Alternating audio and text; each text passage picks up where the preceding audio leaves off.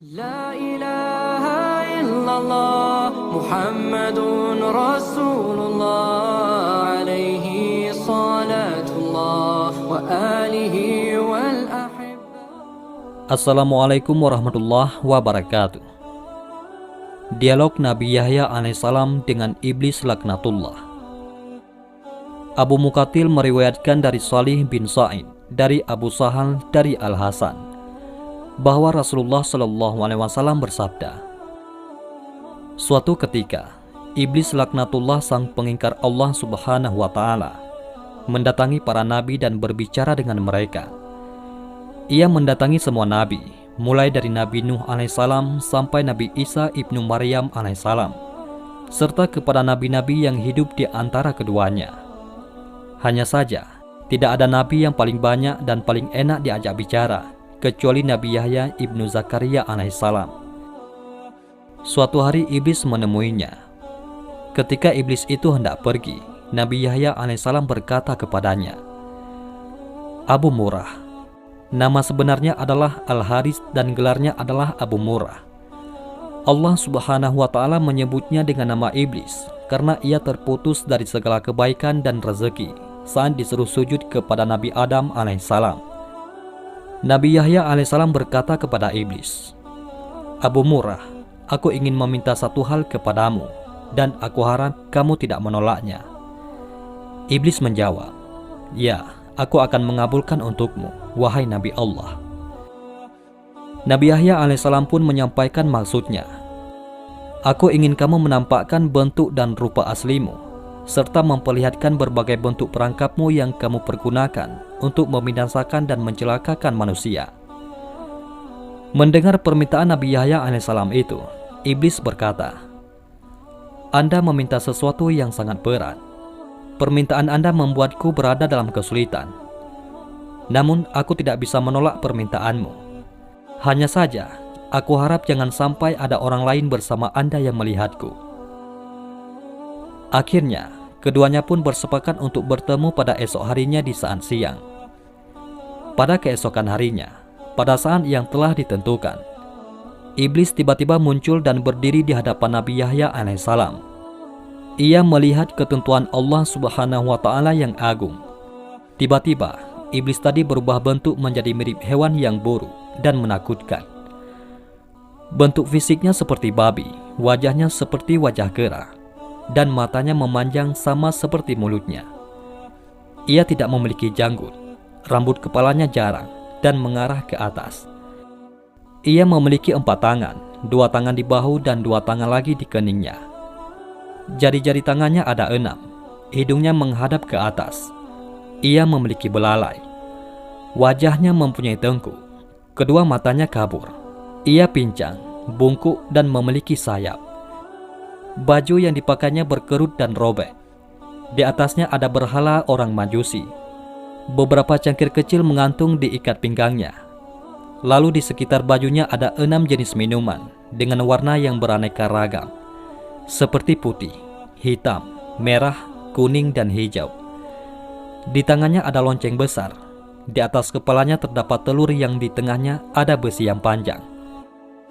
Selanjutnya Nabi Yahya alaihissalam berkata, Abu Murrah, jelaskan padaku tentang benda yang ada di atas bajumu. Apa itu? Iblis menjawab, benda ini menyerupai milik orang Majusi. Aku yang membuat agama Majusi dan aku memeluk agama tersebut.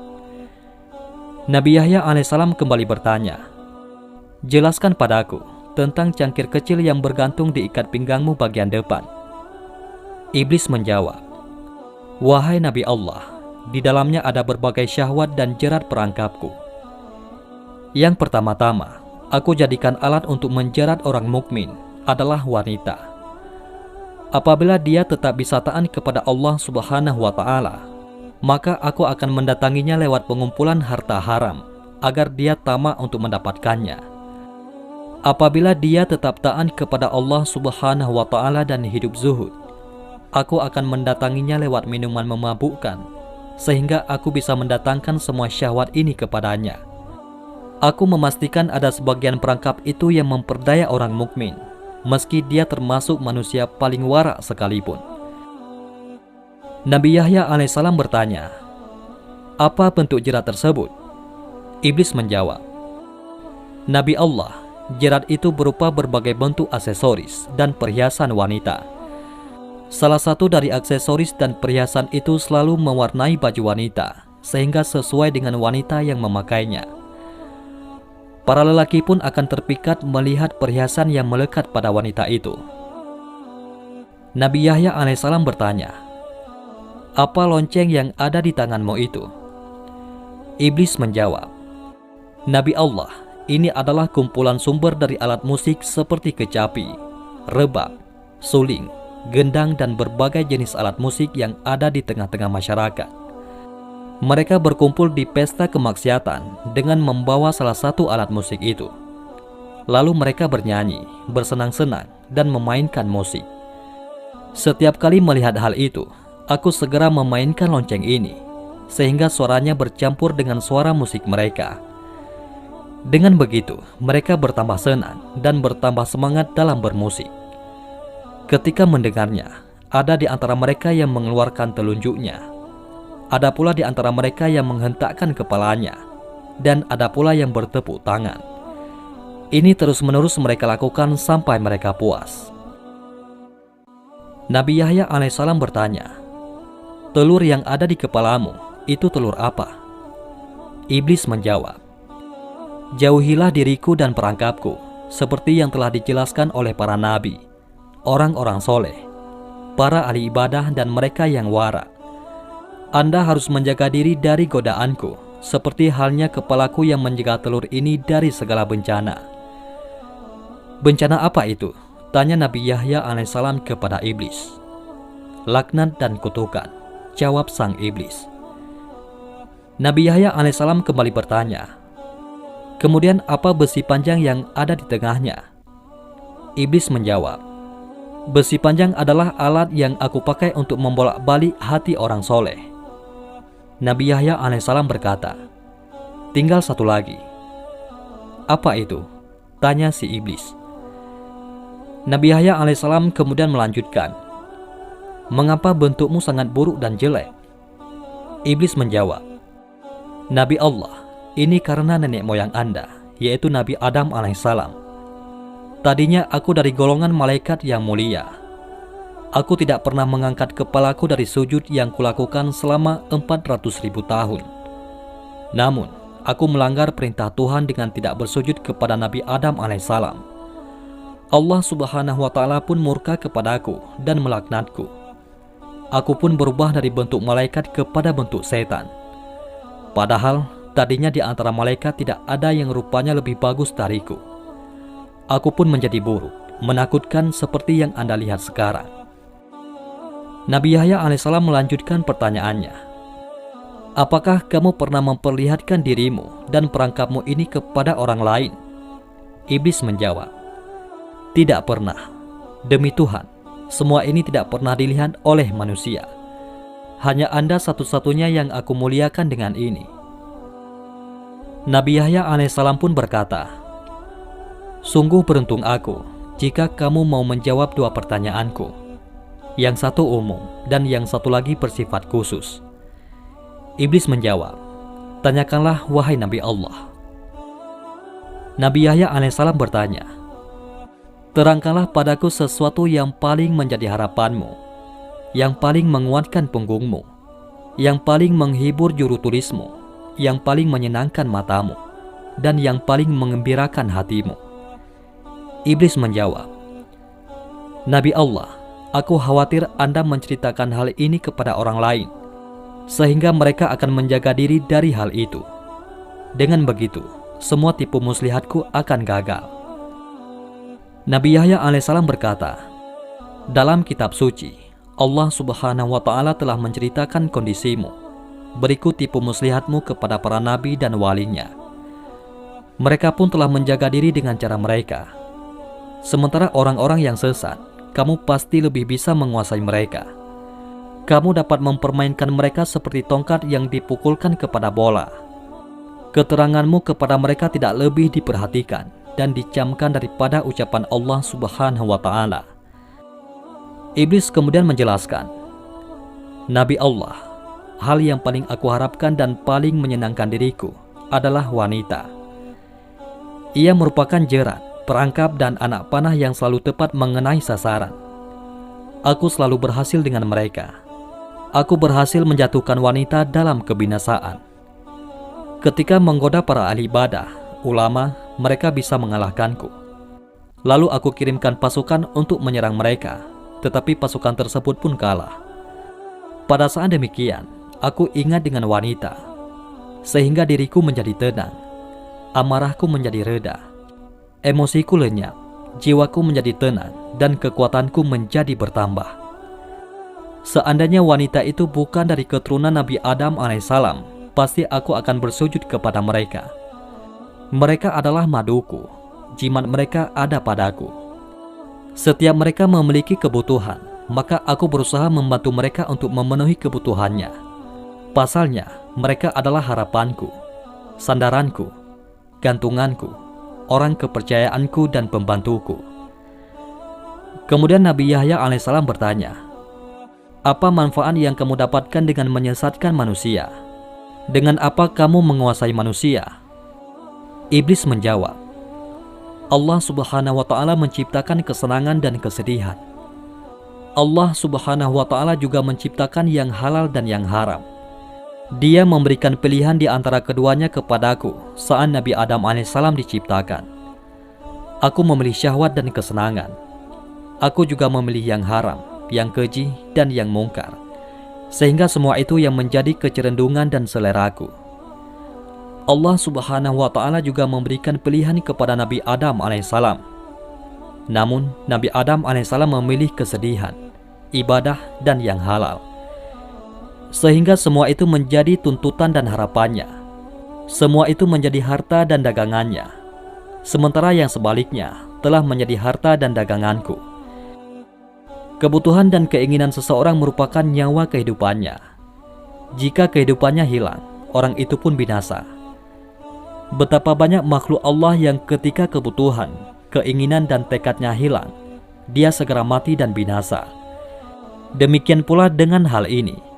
Aku telah memilihnya sehingga menjadi syahwat, hawa nafsu, dan hidupku. Ketika hal itu hilang dariku, maka aku akan binasa. Namun ketika aku berhasil mengalahkannya, aku akan senang dan tetap eksis. Seandainya syahwat, hawa nafsu, dan hidupku ada pada orang lain, berarti ia telah mengambilnya dariku. Aku pasti akan berusaha sekuat tenaga untuk mengalahkannya, agar ia tetap menjadi penopang hidupku. Nah, dalam hal ini, manusia telah merampas hidupku yang berupa syahwat dan hawa nafsu. Ia menyimpan dan menyembunyikannya. Ia telah bersiap-siap memerangiku.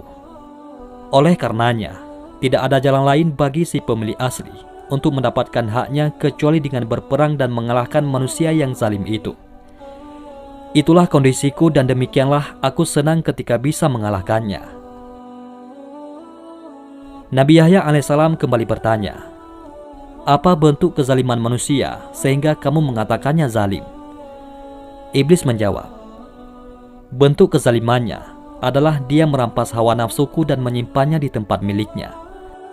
Kalaulah bukan karena kezalimannya itu, aku tidak akan berusaha memeranginya dan mengambil barang halal darinya, sebagaimana dia telah mengambil hawa nafsu dan barang haram milikku."